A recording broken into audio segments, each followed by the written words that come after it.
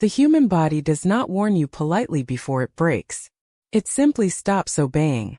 Claire Whitmore felt that truth hit her seconds before her knees gave out inside the open office of Hale and Grant Logistics in downtown Chicago, the fluorescent lights above her suddenly blurring into one long white streak as the documents in her hands slipped to the floor, her breath tightening like invisible hands were closing around her chest, and for a split second she tried to stay standing because she had always learned to endure, to push through, to survive no matter what, but her vision tilted violently and the world collapsed with her.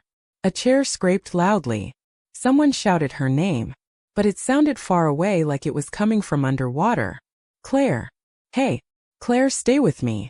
It was Victor Hale's voice, sharp and irritated more than concerned, as if her collapse was an inconvenience to his schedule rather than a human emergency. Claire tried to respond, but all that came out was a shallow breath. Her hand instinctively moved to her lower abdomen, trembling, protective, as pain pulsed through her body in waves that made her stomach tighten uncontrollably. No one in that office knew she was 6 months pregnant. No one was supposed to know. Not yet. Not until she figured out how to survive the next few weeks. Call emergency services, someone yelled. Chairs shifted. Footsteps rushed. Phones were grabbed. The office that had been cold and silent moments ago suddenly turned into chaos. Claire barely registered it. Her thoughts were breaking apart in fragments. Bills she could not pay. Rent due in 5 days. A medical appointment she had postponed twice because she could not afford it. And now this. Her body refusing to cooperate in the middle of everything she had been trying to hold together alone. Why is she even still here working like this? Someone whispered, not quietly enough. Victor Hale stepped closer, looking down at her with an expression that was more annoyance than concern. If you are not fit to work, Claire, you should have said something. We do not have time for liabilities. The word hit harder than the fall. Liability. That was all she was here. Not a person. Not a woman carrying a child. Just a risk on payroll. Claire closed her eyes briefly, forcing herself to breathe through the pain. I am fine, she whispered, though it was clearly a lie. Her voice barely held together. She tried to sit up, but her body refused. A sharp contraction forced her back down, stealing her strength in an instant. Someone finally knelt beside her, a younger coworker, panic written across her face. Ambulance is on the way, she said quickly. Just stay with us, okay? Help is coming. Help. The word felt distant, almost fictional. Claire had stopped believing in help a long time ago. Not when her husband left. Not when her bank account hit single digits. Not when she started skipping meals so she could afford prenatal vitamins. And especially not now. The office doors burst open again, and 2 paramedics rushed in with a stretcher. Their presence shifted the atmosphere immediately, like reality itself had finally decided to intervene. 6 months pregnant, collapsed, unknown complications, one of them said quickly as they assessed her. Claire tried to speak, but only a weak breath came out. As they carefully lifted her onto the stretcher, her vision tilted again, but before everything faded further, she heard something that froze the entire room. She is carrying twins. The voice was calm, professional, clinical. It belonged to Dr. Susan Miller, who had just arrived after being called from the nearby Mercy General Hospital. But the words did not feel clinical to Claire. They felt like impact. Like something had just changed shape in her world without permission. Twins. That was impossible. No one had told her that. Her heartbeat spiked, uneven and fragile, as the stretcher began moving. Her hand tightened instinctively over her stomach again, but this time it was not just protection. It was fear. Real deep fear. The kind that made breathing harder. Somewhere above her, voices blurred together. Get her vitals stabilized. We need oxygen. Notify OB emergency unit. And then, as the stretcher rolled toward the exit, Claire barely conscious, the glass doors of the office building slid open. A man stepped inside. Ethan Callaway.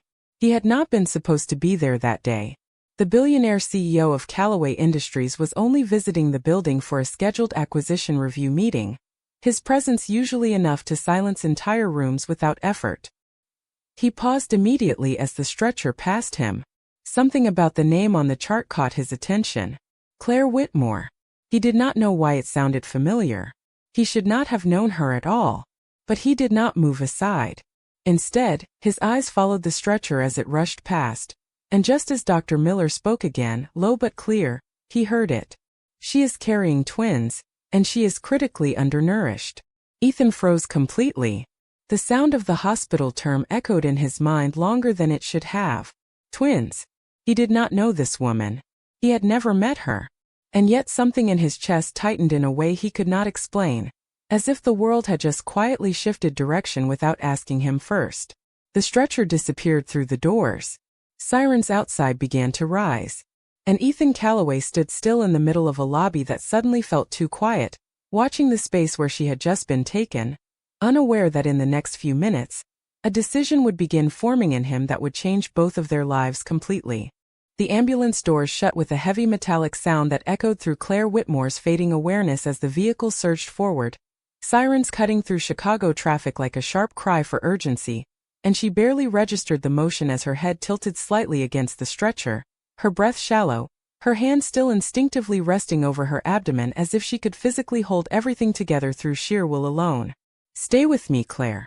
Keep your eyes open," a paramedic said firmly, adjusting the oxygen mask over her face, but the world kept slipping in and out like broken film frames. Her mind drifted between fragments of thought. Rent notices stacked on her kitchen counter. Empty pantry shelves. A hospital appointment she had canceled because the copay was $85 she did not have. And now this word echoing in her mind like a bell that would not stop ringing. Twins. Felt impossible. She had only been told she was pregnant with one child during her last clinic visit, and even that diagnosis had come with warnings about her weight, her stress, her lack of rest. She had tried to fix everything alone, because there had been no one else to ask. The ambulance hit a turn and she winced slightly. "Vitals are unstable but holding," one of the paramedics said. "We need Mercy General notified immediately." Claire tried to speak, but her voice broke into a whisper. "My baby."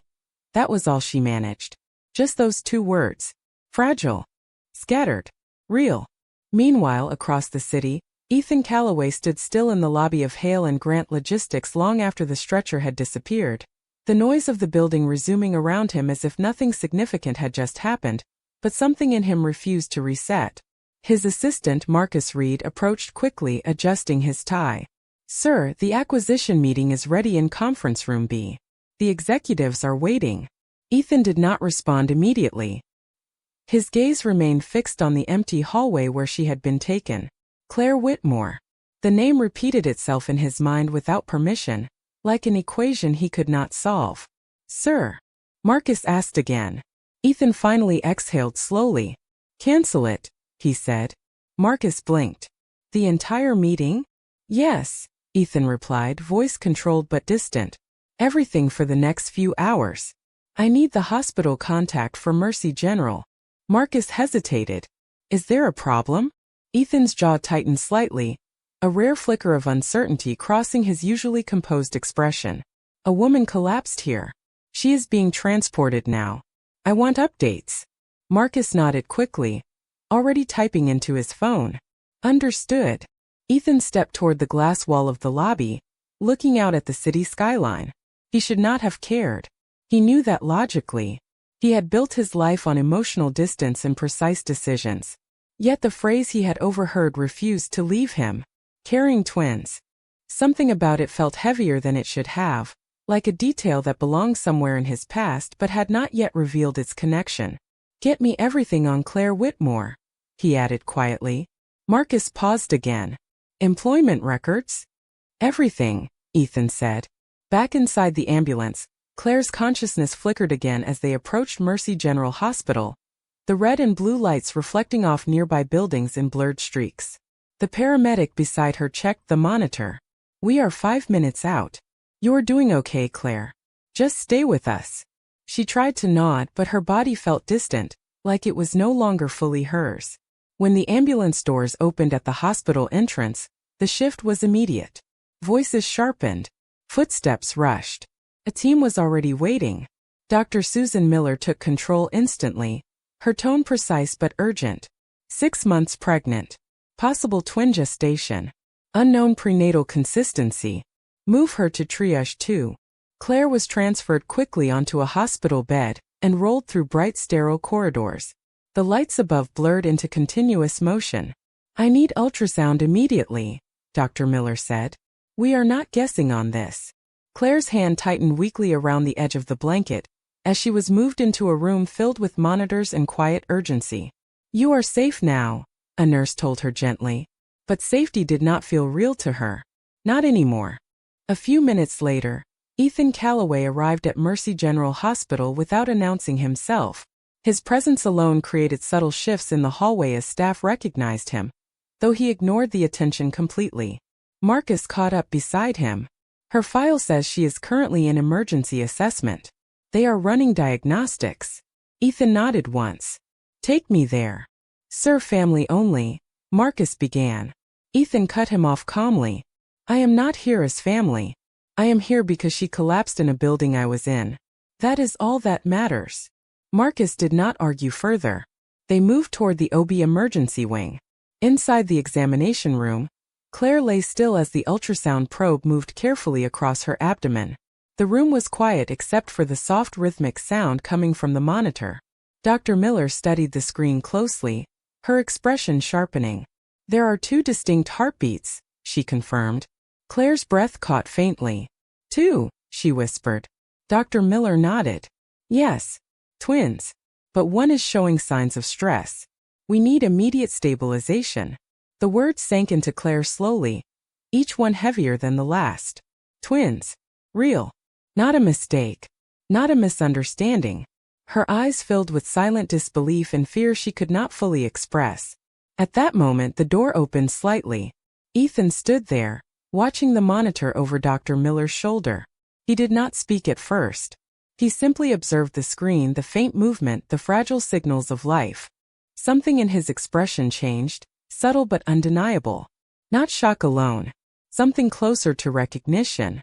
As if a boundary he had lived behind for years had just begun to crack without warning. The ultrasound room was silent except for the steady electronic rhythm of 2 faint heartbeats echoing through the monitor, each sound small but undeniable, like fragile signals fighting against an invisible storm. And Claire Whitmore lay still on the examination bed with her hands clenched around the thin hospital sheet as if she could anchor herself to reality through touch alone. Her breathing was uneven. Her lips slightly parted. Her eyes fixed on the ceiling lights she could not fully focus on anymore. Dr. Susan Miller adjusted the ultrasound probe with careful precision, her expression tightening as she studied the screen more closely. "Both fetuses are stable for now," she said calmly, though her tone carried weight. "But one of them is under significant stress. We need continuous monitoring immediately." Claire swallowed hard. Her voice came out faint. "Both of them," she whispered, as if repeating it would somehow make it real. Dr. Miller nodded. "Yes. Twins. This was not reflected in your previous records, which suggests either a late development in detection or incomplete prenatal evaluation." The words landed heavily in the room. Claire turned her head slightly, blinking slowly as if trying to process a language she had never been taught. Twins. Her mind immediately tried to calculate what that meant. More responsibility. More fear. More things she could lose. She pressed her hand instinctively over her stomach again, but this time her expression shifted.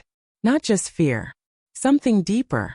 Shock mixed with disbelief and a fragile, rising instinct to protect what she had not even known existed until moments ago. The door to the room opened again. Ethan Calloway stepped inside. He did not announce himself. He simply entered, as if the space adjusted to his presence automatically. His gaze moved immediately to the monitor before anything else. The faint rhythmic lines on the screen. 2 separate signals. 2 lives. His expression remained controlled, but something in his eyes tightened slightly, like a reaction he had not authorized. "Is she stable?" he asked quietly. Dr. Miller glanced at him briefly, recognizing him now but maintaining professional focus. "She is stable for the moment, but we are monitoring closely. The pregnancy is high risk due to malnutrition and physical stress." Ethan's jaw tightened at the word malnutrition. He did not look away from the screen.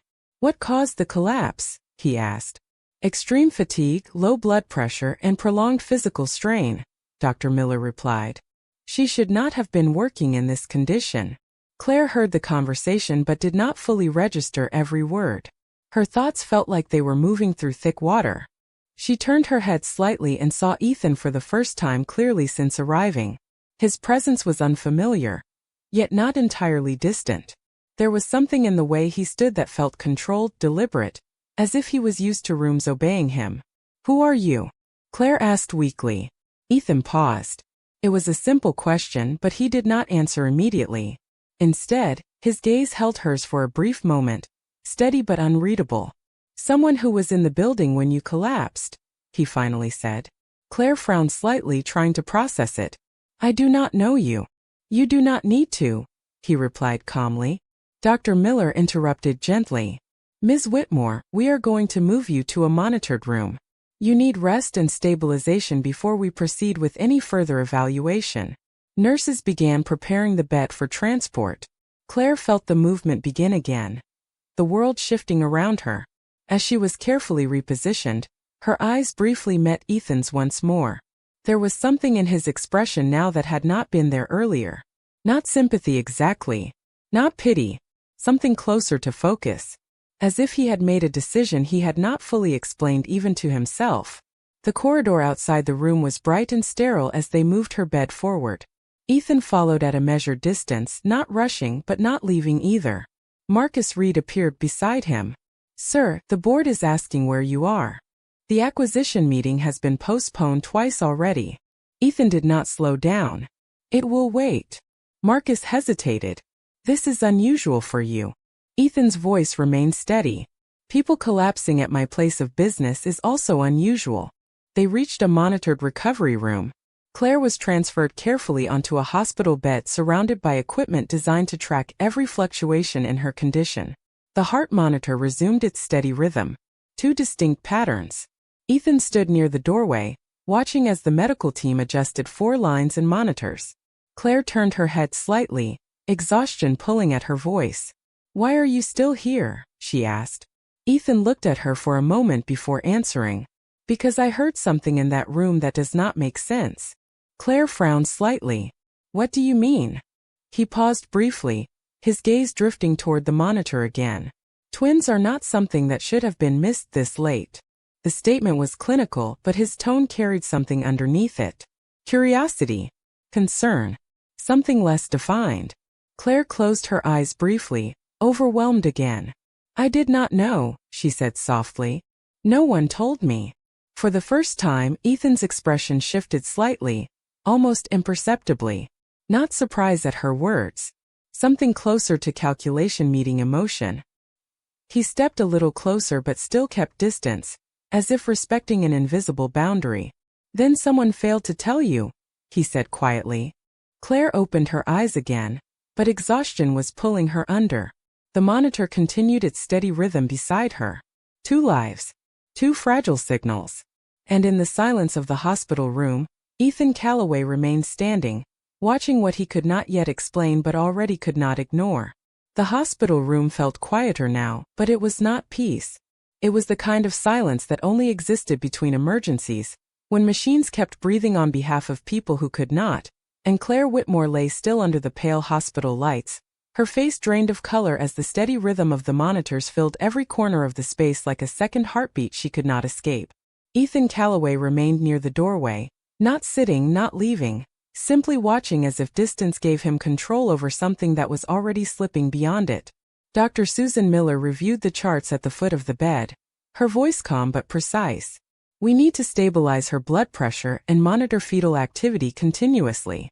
Both fetuses are showing variability, but one remains more vulnerable." Claire turned her head slightly, her voice weak. "You keep saying both like it is normal." Dr. Miller softened her tone. "It is not normal. But it is what we are dealing with now." Ethan stepped a little closer, his eyes briefly moving from the monitor to Claire. "When was your last prenatal scan?" he asked. Claire hesitated. 3 weeks ago," she said quietly. "But they only told me one baby was confirmed."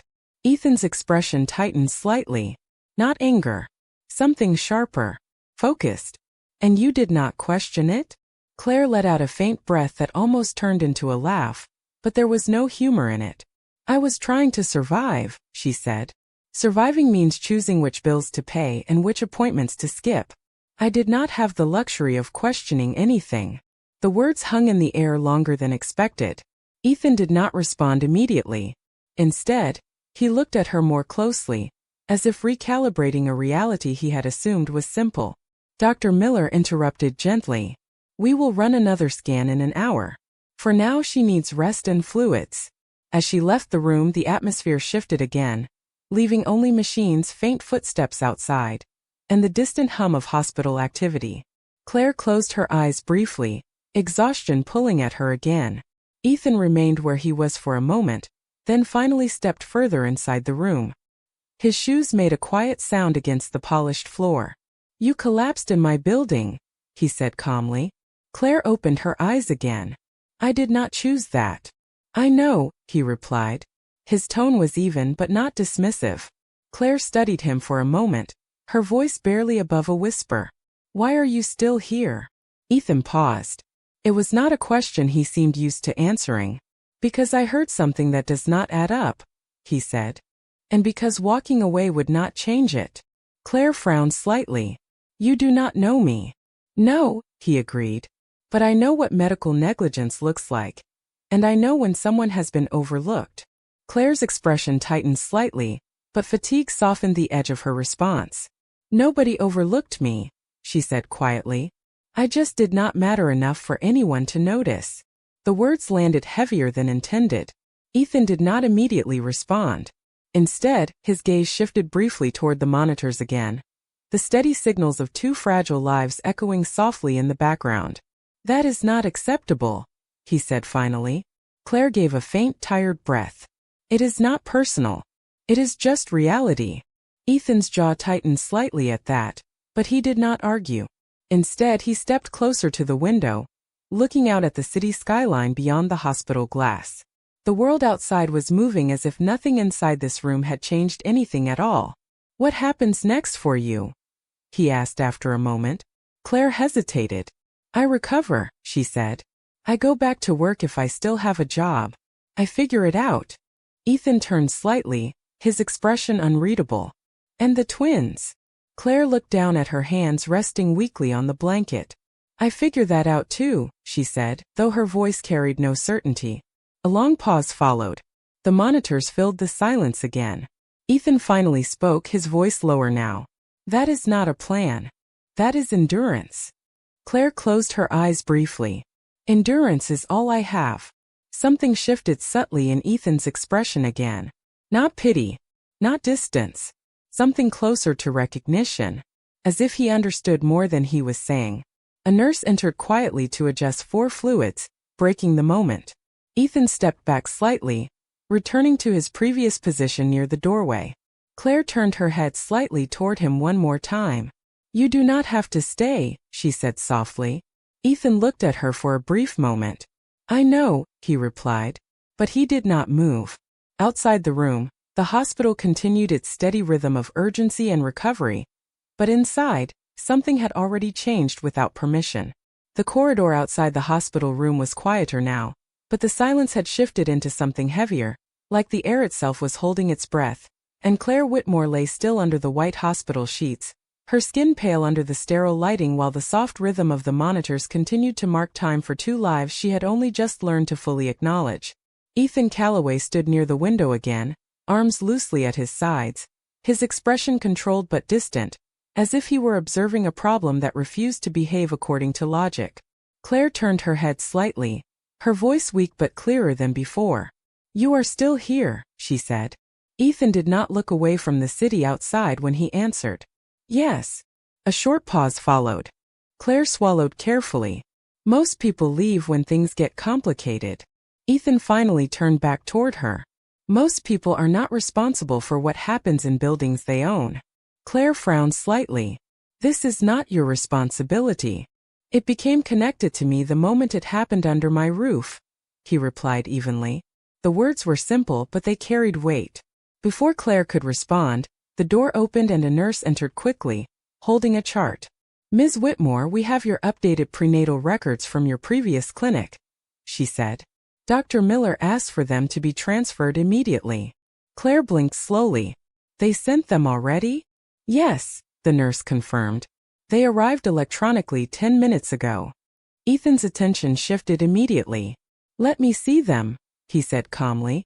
The nurse hesitated only briefly before handing him the tablet. Claire watched him carefully as he stepped slightly aside, scanning the information. His expression changed subtly as he read line after line. Not dramatically, but enough to signal that something was wrong. This record only confirms a single fetus until 3 weeks ago, he said. The nurse nodded.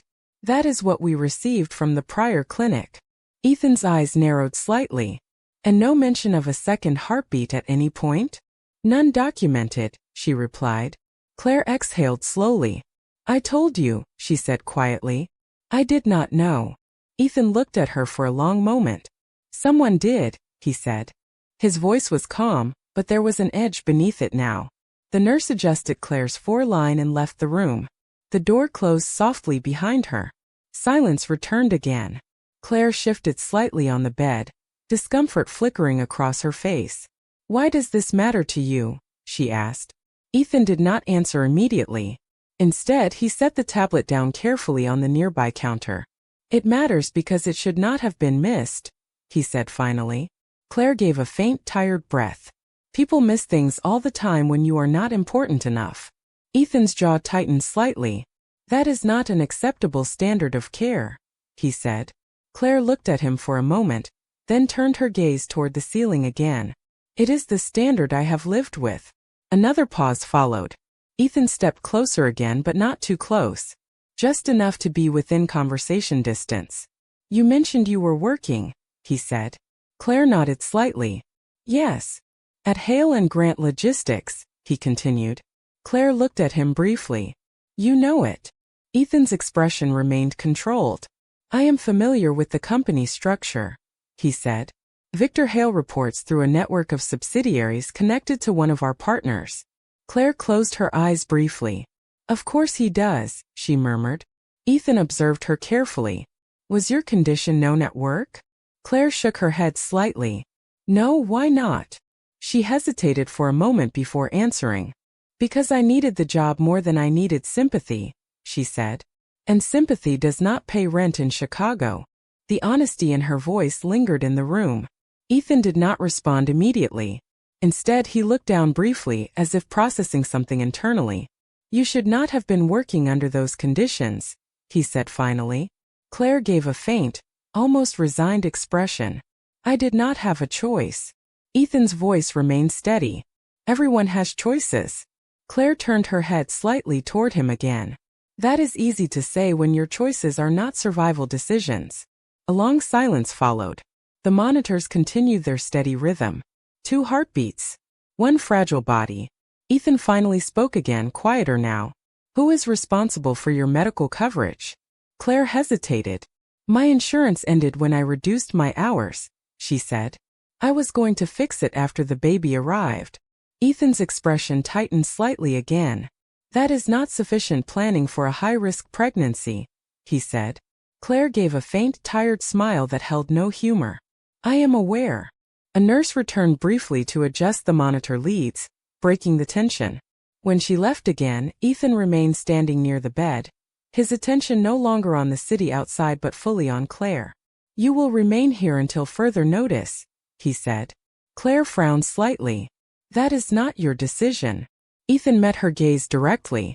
It is if your condition deteriorates in a building I am connected to. Claire studied him for a moment, then looked away. I do not need saving, she said quietly. Ethan paused. Right now, he replied calmly, you need stability. The rest is not relevant yet. The word yet lingered in the air between them. And for the first time since she had arrived, Claire did not immediately argue. The hospital room had settled into a fragile rhythm, the kind of quiet that never truly meant peace, only temporary stability between moments of uncertainty, and Claire Whitmore lay still under the soft white blanket as the monitors beside her continued their steady work, tracking 2 faint heartbeats that now defined everything in her world. Ethan Calloway remained in the same position near the window, but something about him had shifted slightly, as if the distance he kept from everything around him was no longer fully intact. Claire turned her head slowly toward him, her voice low and tired. "You do not actually stay in places like this, do you?" Ethan did not look away from the skyline when he answered. "I do when it is necessary." Claire gave a faint breath that almost became a laugh. "Necessary for who?" she asked. Ethan paused for a moment. "For accuracy," he said simply. Before Claire could respond, the door opened again and a nurse entered quickly, checking the monitors with practiced efficiency. "We are going to run another detailed ultrasound scan in 15 minutes, she said. "Dr. Miller wants continuous fetal monitoring until then." Claire nodded slightly, though the movement cost her more energy than it should have.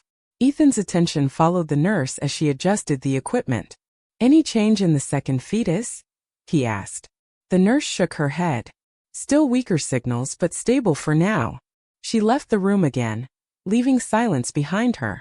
Claire closed her eyes briefly, exhaustion pressing down on her like weight she could not escape. Ethan finally moved away from the window and stepped closer to the bed, his voice lower now.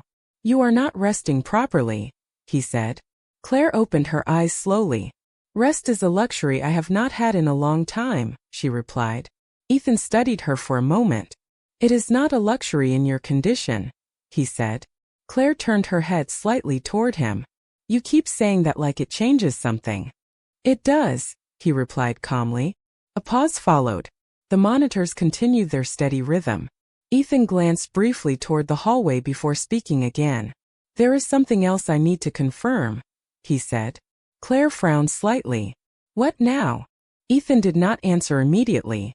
Instead, he took a step toward the small workstation in the room where patient records were displayed on a tablet. "Your previous employer," he said. "Victor Hale.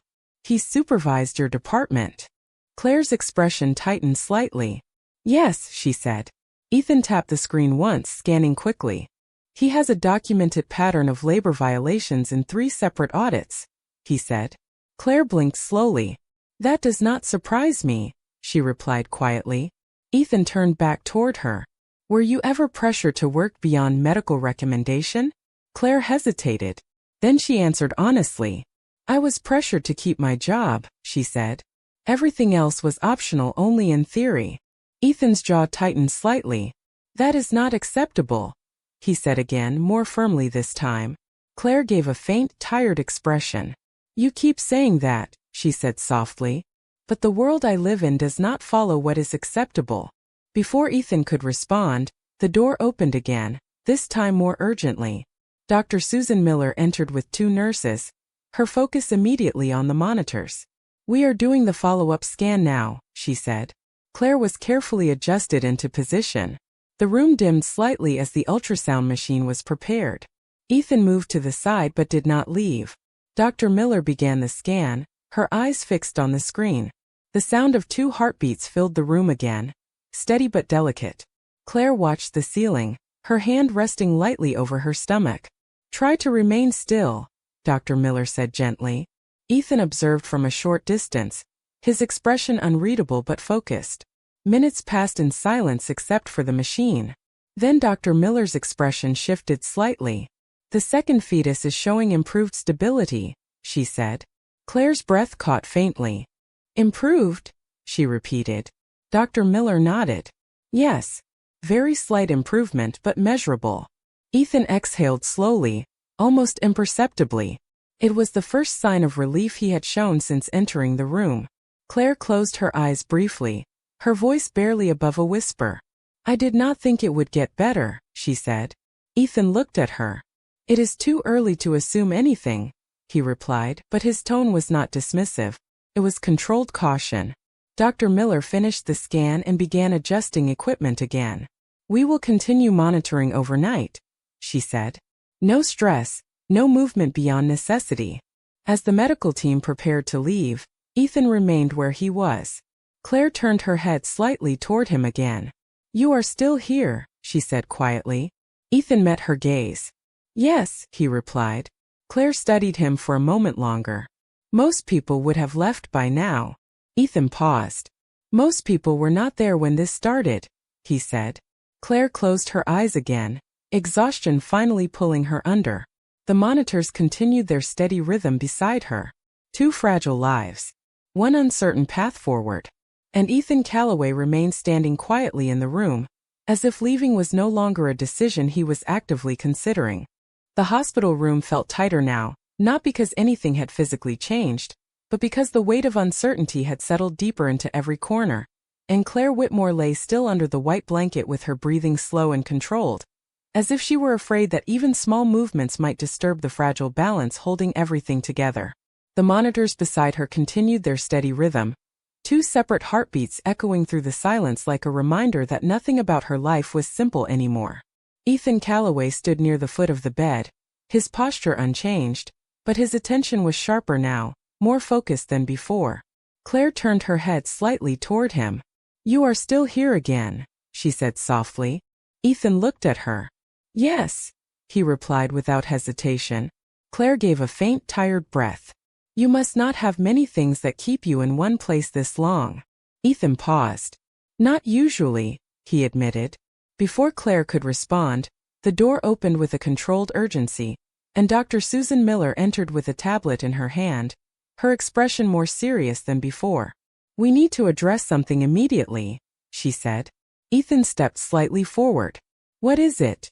he asked. Dr. Miller looked between them briefly before speaking.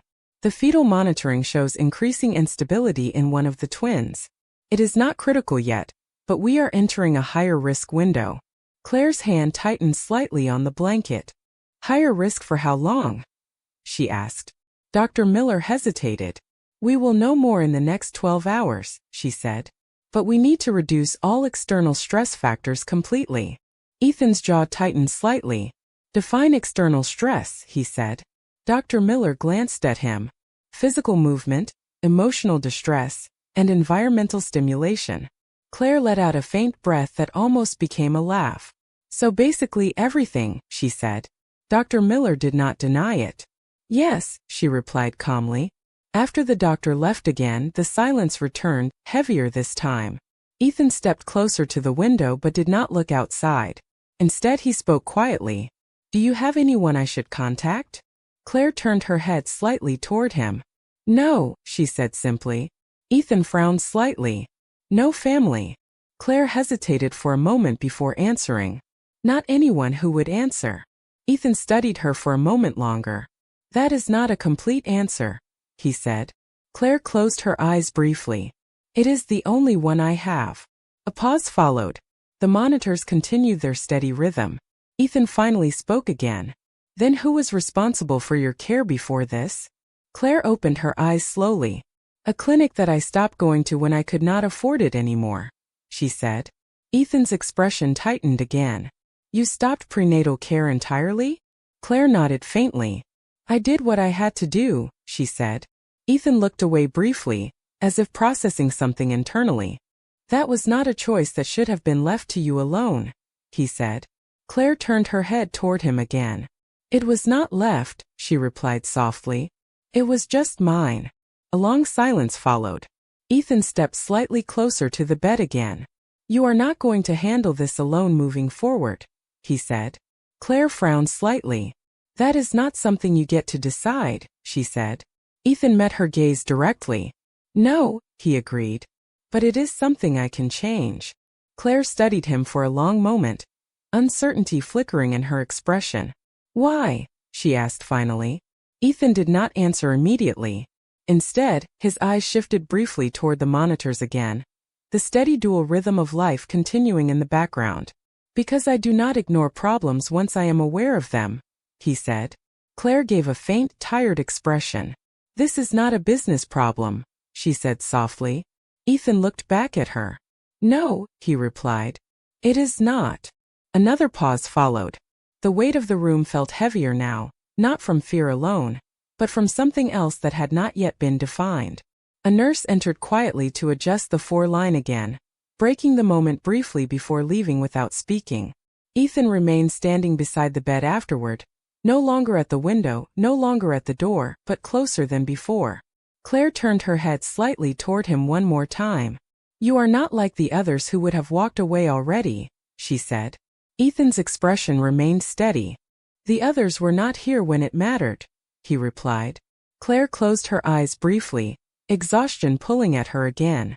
The monitors continued their steady rhythm beside her, two fragile lives still holding on, while the space between silence and something unspoken slowly began to shift without either of them fully understanding where it would lead.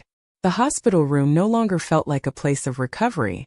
It felt like a suspended reality where time moved only through the rhythm of machines, and Claire Whitmore lay still under the pale hospital lighting with her breathing shallow but controlled, her face marked by exhaustion that no amount of rest could fully erase. The steady beeping of the monitors had become almost constant now, two separate heartbeats forming a fragile pattern that dictated every decision around her. Ethan Calloway stood near the bedside, his presence quiet but unbroken, as if he had settled into a role he had not consciously chosen but refused to abandon. Claire opened her eyes slowly, her voice weak. It feels like all I hear is machines now. Ethan looked at her. They are keeping track of things you cannot feel right now, he said. Claire gave a faint breath. That is not comforting. Ethan did not respond immediately. Before he could, Dr. Susan Miller entered the room quickly, her expression sharper than before, followed by two nurses moving with urgency. We are seeing sudden changes in fetal stability, she said immediately.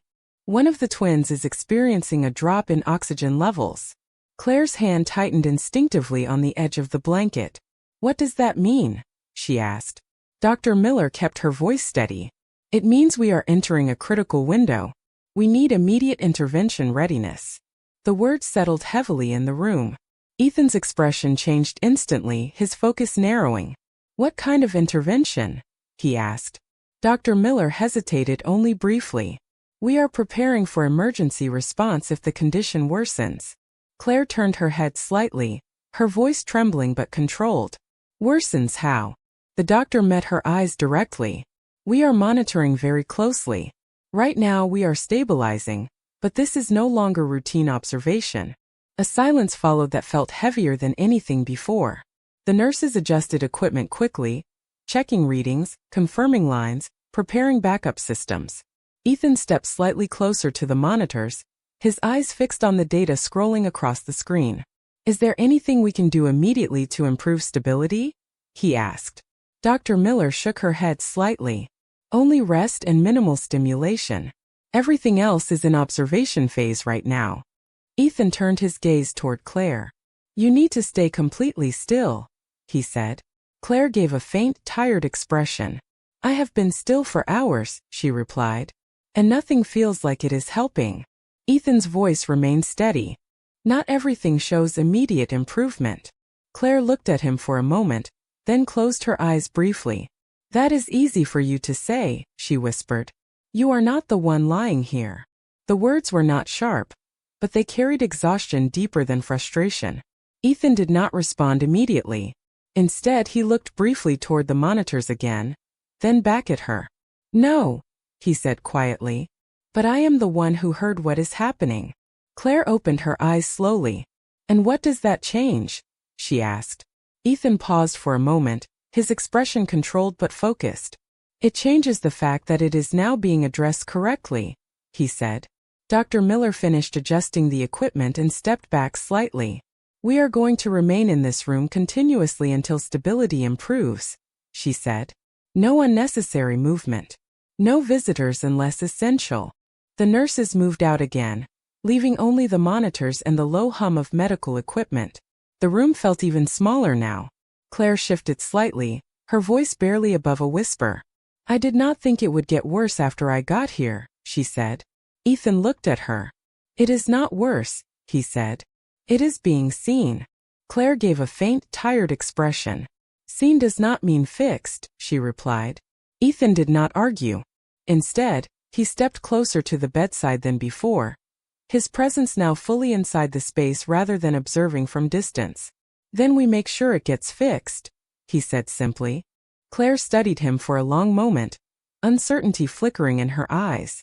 We, she repeated softly. Ethan met her gaze. Yes, he said. We. A long silence followed. The monitors continued their steady rhythm. Two fragile signals still present but unstable.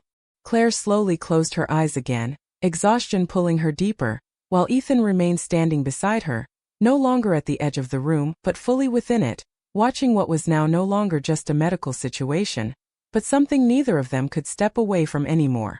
The hospital room had entered a different kind of silence now, not peaceful and not empty, but charged with anticipation that made every sound feel sharper, and Claire Whitmore lay still under the thin hospital blanket with her breathing controlled but fragile, her face pale under the steady glow of medical lights while the monitors beside her continued to trace two faint but unstable heartbeats. Ethan Calloway stood near the bedside, no longer at the window, his focus fully anchored in the room as if distance had lost its usefulness. Claire opened her eyes slowly, her voice barely above a whisper. "Something feels different," she said. Ethan looked at her immediately. "They are monitoring a change," he replied. Before Claire could respond, Dr. Susan Miller entered quickly, her expression more urgent than before, followed by two nurses moving with precise speed. "We have a critical fluctuation in fetal stability," she said without delay. "One of the twins is showing signs of acute stress response." The words shifted the atmosphere instantly. Claire's hand tightened slightly over the blanket. "Acute means what exactly?" she asked, her voice unsteady but trying to remain composed. Dr. Miller kept her tone steady. "It means we are no longer in a stable observation phase. We are preparing for immediate intervention protocols if necessary." Ethan stepped forward slightly. "What triggers intervention?" he asked. Dr. Miller met his gaze briefly. "Sustained oxygen decline or cardiac irregularity in either fetus." A heavy silence followed. The monitors continued their uneven rhythm. Ethan's expression tightened as he looked at the data on the screen. "How long do we have before escalation becomes likely?" he asked. Dr. Miller hesitated for only a moment. "Minutes or hours? We cannot predict with certainty." Claire exhaled slowly, her voice breaking slightly. "I did not even know there were two until now," she said. "And now everything is unstable." Ethan turned his attention to her. "You are not responsible for the medical progression," he said. Claire gave a faint, tired expression. "It does not feel like that when it is your body," she replied. A nurse adjusted the four-line carefully, then stepped back quickly. Dr. Miller reviewed the monitor readings again. "We are increasing fetal surveillance frequency," she said, "and preparing neonatal support on standby." Ethan's jaw tightened slightly. "Do whatever is necessary," he said. Claire turned her head slightly toward him. "You keep speaking like you have control over this," she said softly. Ethan met her gaze. "Control is not the word," he replied. "Responsibility is." Claire gave a faint breath. "You do not have responsibility for me." Ethan paused. "I was present when this became critical," he said. "That changes things." A long silence followed. The monitors filled the room again with their steady but uneven rhythm. Dr. Miller checked her tablet once more, then spoke calmly. "We are going to keep her under continuous observation. No interruptions. No external stress." The nurses moved out again, leaving the room more isolated than before. Claire shifted slightly, exhaustion visible in her expression. "I did not think it would feel like this," she said quietly. Ethan looked at her. "Like what?" Claire hesitated. "Like I am waiting for something I cannot influence anymore," she said. Ethan did not respond immediately. Instead, he stepped closer to the bedside again, his presence steady but no longer distant. "You are not waiting alone," he said. Claire turned her head toward him slowly. "That does not change the outcome," she replied. Ethan's voice remained controlled. "No," he agreed. "But it changes how we respond to it." Another pause followed. The monitors continued their rhythm. Two fragile lives still present but unstable. Claire closed her eyes briefly, her breathing uneven but steadying. Ethan remained standing beside her, no longer observing from distance, no longer detached, but fully present in the space where uncertainty had now become something neither of them could ignore or step away from. The hospital room had grown quieter in a way that no longer felt peaceful, only suspended, as if even the air was waiting for permission to move again. And Claire Whitmore lay still beneath the thin white blanket with her breathing shallow but steady, her face pale and tired while the monitors beside her continued to trace two fragile heartbeats that now dictated every decision in the room. Ethan Calloway stood closer than before, no longer near the window or the doorway, his presence anchored at the edge of her bed as if leaving had become a decision he was no longer making. Claire opened her eyes slowly, her voice weak but clearer than earlier. "It feels like everything is waiting for something to break," she said. Ethan looked at her immediately. "It is waiting for stability," he replied. Before Claire could answer, Dr. Susan Miller entered the room with controlled urgency, followed by two nurses moving quickly but quietly, their expressions focused. "We are entering a critical monitoring phase," Dr. Miller said. "One of the twins is showing intermittent oxygen fluctuation again." Claire's hand tightened slightly on the blanket. "Is it getting worse?" she asked. Dr. Miller shook her head slightly. "Not worse yet, but not stable either. This is a narrow window." Ethan stepped forward, his gaze fixed on the monitor. "What are the options if it destabilizes further?" he asked. Dr. Miller paused for a fraction of a second. "Emergency intervention and immediate neonatal support delivery protocols." The weight of the words filled the room instantly. Claire turned her head slightly toward Ethan. "You hear that like it is something you can plan for," she said softly. Ethan looked at her. "Planning is the only way to respond to uncertainty," he replied. Claire gave a faint breath that almost became a laugh. "Some things do not respond to planning," she said. A silence followed. The monitors continued their uneven rhythm, steady but fragile. Dr. Miller adjusted the readings and spoke again. "We are increasing observation frequency to continuous real-time monitoring. No gaps." The nurses moved around quietly, preparing equipment and checking vitals. Ethan did not move away. Instead, he remained focused on Claire.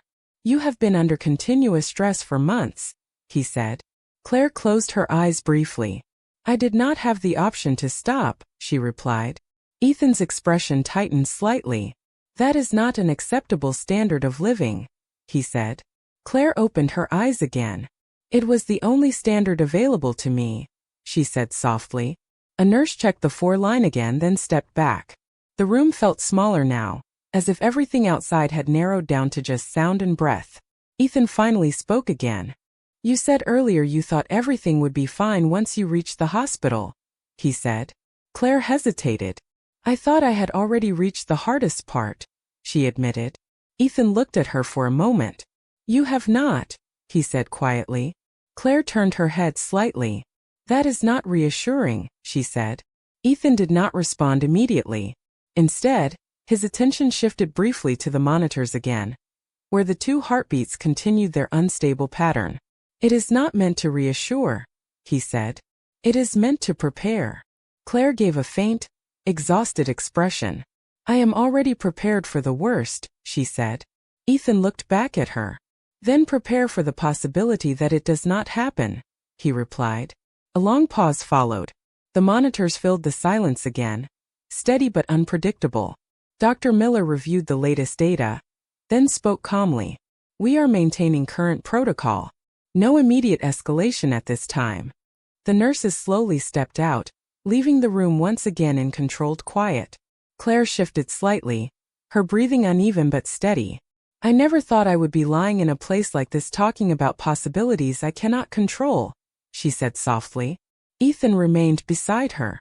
"Most people do not think about it until they are forced to," he said. Claire turned her head toward him slowly. "And what about you?" she asked. Ethan paused for a moment. "I deal with outcomes," he said. Claire gave a faint, tired breath. "This is not an outcome yet," she said. Ethan met her gaze. "No," he agreed.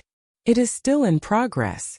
The monitors continued their rhythm, two fragile lives still holding on within the uncertainty, while the space between control and helplessness remained suspended, and neither of them moved away from it anymore.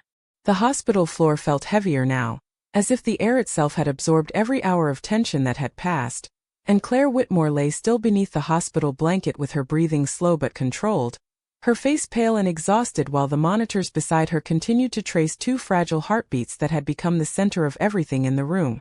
Ethan Calloway stood near the bedside, his posture steady but his attention no longer detached, as if something about remaining here had become less of a choice and more of a fixed point. Claire turned her head slightly toward him, her voice faint. "You do not look like someone who sleeps," she said. Ethan glanced at her. I do, he replied. Just not often in places like this. Claire gave a weak breath that almost formed a smile. This is not a place anyone plans to be. Before Ethan could respond, the door opened with quiet urgency and Marcus Reed entered, his expression tight and controlled. He stepped just inside the room, lowering his voice immediately. Sir, I have been trying to reach you, Marcus said. Ethan did not move. You have me now, he replied. Marcus hesitated briefly, then continued. The board meeting scheduled for today has escalated. They are requesting your immediate presence regarding the Meridian acquisition restructuring. Ethan's jaw tightened slightly, but his focus did not leave the room. Reschedule it, he said calmly. Marcus blinked. Sir, this is the third postponement. They are not. Ethan cut him off without raising his voice. Reschedule it. A pause followed. Marcus looked briefly toward Claire, then back at Ethan. Understood, he said finally before stepping out again. The door closed quietly behind him, leaving silence behind that felt even more concentrated than before. Claire watched Ethan for a moment. You just canceled something important, she said. Ethan turned his attention back to her. It was not more important than this moment, he replied. Claire frowned slightly. You say that like this moment belongs to you. Ethan paused. It does not belong to me, he said. But it requires attention.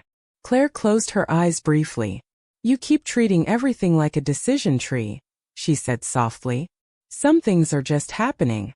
Ethan did not answer immediately. Instead, he looked toward the monitors again, where the two heartbeats continued their fragile rhythm. That is exactly why decisions matter, he said.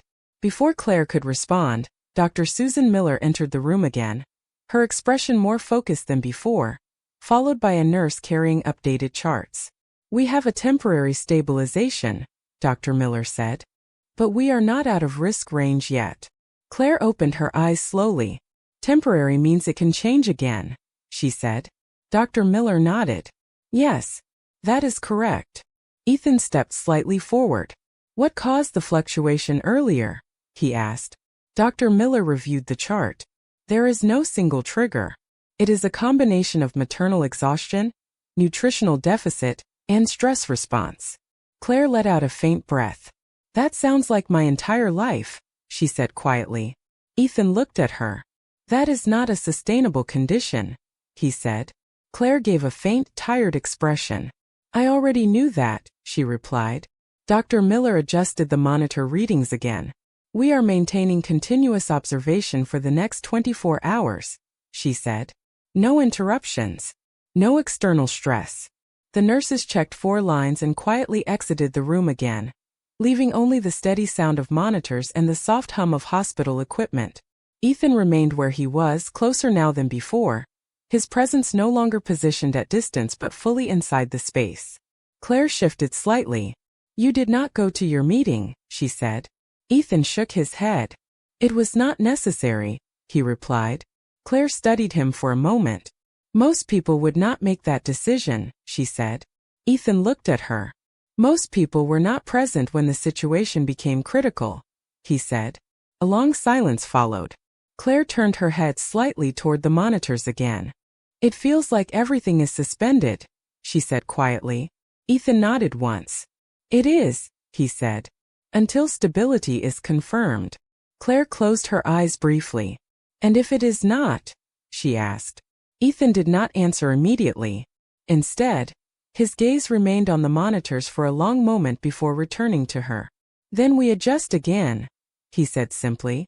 The room remained quiet after that, filled only with the rhythm of 2 fragile heartbeats and the steady presence of decisions that were no longer theoretical, while Ethan Calloway stayed where he was, no longer observing from distance, but fully engaged in something that had moved beyond control and into consequence. The hospital room felt different now, not because anything had become certain, but because uncertainty itself had started to take shape, as if the space had finally accepted that it would not return to normal anytime soon. And Claire Whitmore lay still beneath the thin blanket with her breathing steadier than before, though exhaustion still lingered in every small movement she made while the monitors beside her continued to track 2 fragile heartbeats that now felt slightly more stable than earlier. Ethan Calloway stood near the bedside, no longer shifting between distance and closeness, but fully present as if he had quietly made a decision that no longer required debate. Claire turned her head slightly toward him. "You look like you have not left this room in a day," she said softly. Ethan looked at her. "It has not been that long," he replied. Claire gave a faint breath. "It feels like it." Before Ethan could answer, the door opened with controlled urgency and Marcus Reed entered again, this time followed by 2 legal advisors carrying tablets and documents. Marcus spoke immediately. "Sir, I have the preliminary trust and medical protection structures ready based on your request." Claire frowned slightly. "Trust structures?" she asked weakly. Ethan did not look away from her as he answered. "For your care and the twins' medical security," he said. Claire shifted slightly, confusion mixing with exhaustion. "I did not request that," she said. Ethan nodded once. "No," he replied. "I did." The legal advisor stepped forward slightly. "We can establish full medical coverage, housing stability provisions, and long-term financial protection within hours if approved," he said. Claire's expression tightened slightly. "I do not understand why any of this is happening," she said. Ethan finally stepped closer to the bedside. "Because your situation cannot remain dependent on uncertainty," he said. Claire looked at him carefully. "You keep saying my situation like I am a system failure," she said quietly. Ethan paused. "That is not what I meant," he replied. A silence followed. The monitors continued their steady rhythm in the background. Marcus glanced briefly at Ethan. "There is also the matter of public exposure risk if hospital records are accessed externally," he said. Ethan responded immediately. "Lock it down," he said. Marcus nodded. "Already in process." Claire turned her head slightly. "You are treating this like a corporate emergency response," she said. Ethan looked at her. "Because waiting is not an option," he replied. Dr. Susan Miller entered again, reviewing updated readings. "We are seeing improved consistency in fetal heart activity," she said. "The immediate risk has decreased, but we are still not in a stable category." Claire exhaled slowly. "So nothing is actually fixed," she said. Dr. Miller shook her head gently. "Not yet. But we are no longer in critical decline." Ethan's expression shifted slightly, not relief exactly, but something closer to controlled focus. "What changes the outcome long term?" he asked. Dr. Miller glanced at Claire before answering. "Sustained medical care, reduced stress, and stable living conditions." Ethan nodded once. "That will be provided," he said. Claire turned her head toward him again. "You cannot just decide that for someone," she said softly. Ethan met her gaze. "I am not deciding for you," he replied. "I am removing conditions that are actively harming you." Claire studied him for a long moment, uncertainty flickering across her face. "People do not just do that," she said. Ethan's voice remained steady. "Most people are not responsible for what I am responsible for right now," he said. A long silence followed. The monitors continued their rhythm, 2 fragile but slightly stronger signals than before. Dr. Miller finished reviewing the chart and stepped back. "We will continue observation overnight and reassess in the morning," she said before leaving the room again. The legal team quietly followed Marcus out, leaving only Ethan and Claire in the room once more. Claire shifted slightly, her voice quieter now. "You are building things around me without asking," she said. Ethan looked at her. "I am ensuring you are not left exposed to the same conditions again," he replied. Claire closed her eyes briefly. "I am not used to someone stepping in like this," she said. Ethan nodded slightly. "That is obvious," he said, though his tone carried no judgment. Claire opened her eyes again slowly. "What happens after all of this?" she asked. Ethan did not answer immediately. His gaze shifted briefly toward the monitors, then back to her. "After this," he said finally, "you are no longer in a situation where survival is the only priority." Claire let out a faint breath. "That sounds like something I do not know how to accept," she said. Ethan remained still. "You do not have to accept it immediately," he replied. "But it will not be removed." A quiet pause followed. The hospital room remained still except for the steady sound of monitors, and the soft presence of life that had not yet been decided. Claire turned her head slightly away, exhaustion returning to her voice. "I do not know what kind of person does this for someone they do not know," she said. Ethan looked at her for a moment. "Then do not define it yet," he said. The silence that followed was no longer tense. It was something slower, more uncertain, as if the space between them had begun to shift without either of them fully understanding where it would lead. The hospital room no longer felt like a place caught between uncertainty and control, but something closer to fragile acceptance, as if the air itself had finally adjusted to the weight of what was happening inside it, and Claire Whitmore lay still beneath the thin white blanket with her breathing slow but steady, her face softer than before though exhaustion still lingered in the small tension around her eyes while the monitors beside her continued to trace 2 heartbeats that now held a rhythm slightly more stable than earlier.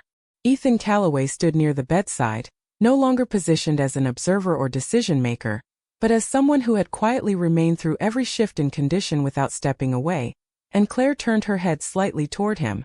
"You are still here," she said softly. Ethan looked at her. "Yes," he replied. Claire gave a faint breath. Most people would have left by now. Ethan did not answer immediately. Before he could, Dr. Susan Miller entered the room with a final updated chart, her expression noticeably calmer than in previous hours. "We have reached a stable monitoring phase," she said. "Both fetal heart rates are consistent for the past 3 hours. Claire blinked slowly. 3 hours is considered stable?" she asked. Dr. Miller nodded. "In your case, yes." Ethan's gaze shifted briefly to the monitors, then back to Claire. "What does stability require from here?" he asked. Dr. Miller reviewed the chart. "Rest, nutritional recovery, and elimination of environmental stress. Continued hospitalization for observation at minimum 24 to 48 hours. She paused briefly. "After that, we will reassess outpatient risk." Claire closed her eyes for a moment. "So I am not leaving anytime soon," she said softly. Ethan responded calmly. "No," he said. "You are not." Claire gave a faint, tired expression. "I do not know how I am supposed to go back to normal after this," she said. Ethan looked at her. "Normal is not the objective yet," he replied. A silence followed as Dr. Miller exited the room again, leaving only the steady rhythm of monitors and the soft hum of hospital systems. Claire shifted slightly in bed, her voice quieter now.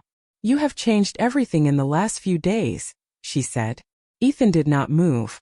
"I did not intend to change anything," he said.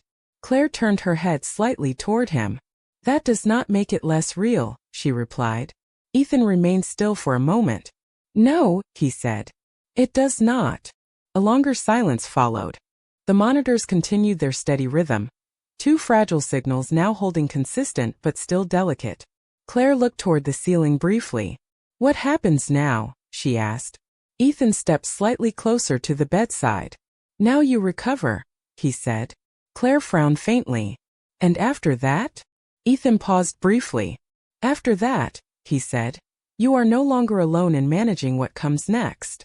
Claire turned her head toward him again. "You keep saying things like that," she said softly, "as if it is already decided." Ethan met her gaze. "Some decisions are not meant to be delayed," he replied. Claire studied him for a moment, uncertainty and exhaustion mixing in her expression. "I do not understand you," she said quietly. Ethan did not look away. "You do not need to yet," he said. The monitors continued their steady rhythm in the background, no longer unstable but still fragile, as the space between them settled into something quieter, not resolved, but no longer in crisis, and Ethan Calloway remained by the bedside without moving away, as if distance itself had become a choice he was no longer considering.